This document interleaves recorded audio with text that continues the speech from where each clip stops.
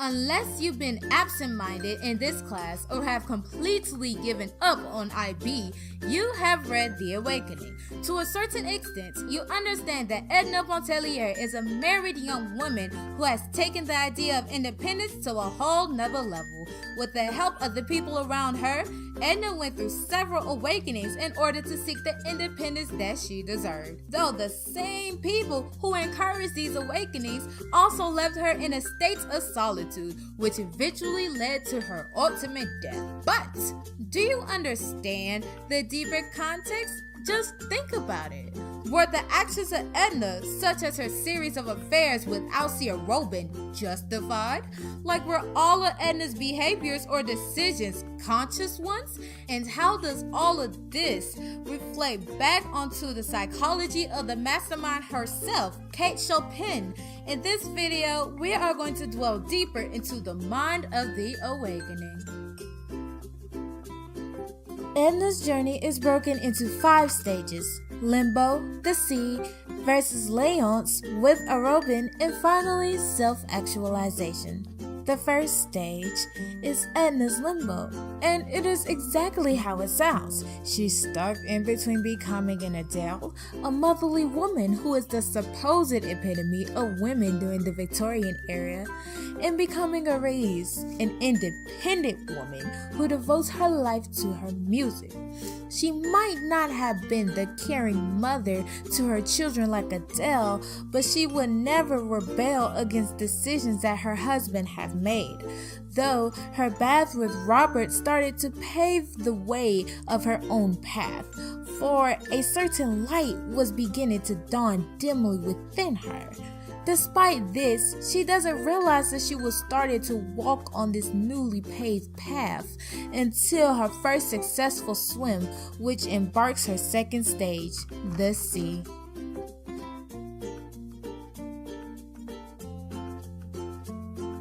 You might see the sea as nothing more than mere water, but through Edna's perspective, it is pivotal in her own character development. Her first successful swim proves that she seeks independence and that she can defy societal laws. But after she has this successful swim, she just simply wants to be alone and by herself. The sea even foreshadowed her own death. It had invited her soul to wander for a spell in abysses of solitude.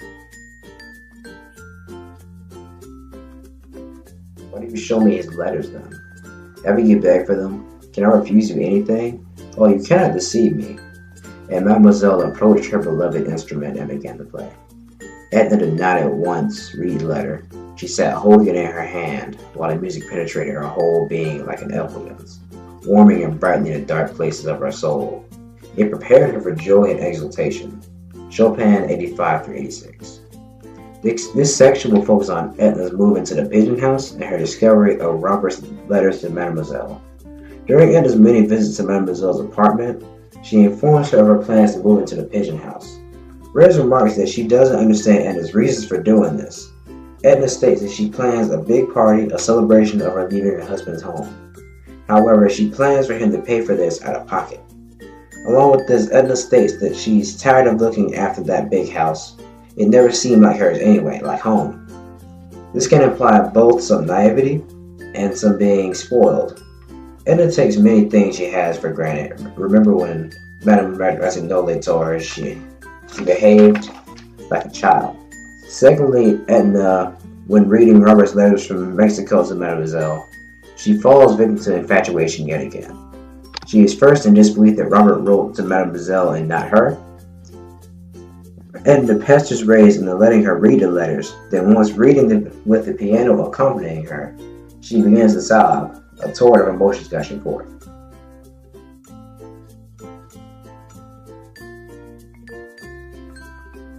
It was late when he left her. It was getting to be more than a passing whim with Arabella to see her and be with her. He had detected the latent sensuality which unfolded under his delicate sense of her nature's requirements, like a torpid, sensitive blossom. Chopin 110. It was the first kiss of her life to which her nature had really responded. It was a flaming torch that kindled desire. Edna's affairs with both Alcee Irvin and Robert LeBrun are both important to her development. These affairs showed that she possessed sexual desires too. This was her sexual awakening. Edna truly was very capricious when it came to men. It was almost like she was trying to scratch a bad itch or simply sate an appetite. Robert told her she was cruel for always pulling him in, but ultimately he leaves her for health reasons.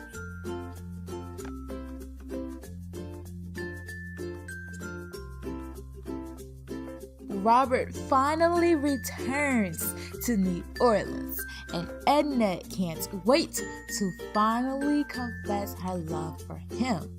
Robert, of course, loves her too, but he just can't be in this intimate relationship with her, for it will only result in adultery. So, once again, Robert dips. And him dipping on her once again made her realize how isolated she ended up making herself and how no one and nothing else could truly relate to Edna except for the sea. So in a result, she joins the sea in the abyss of solitude.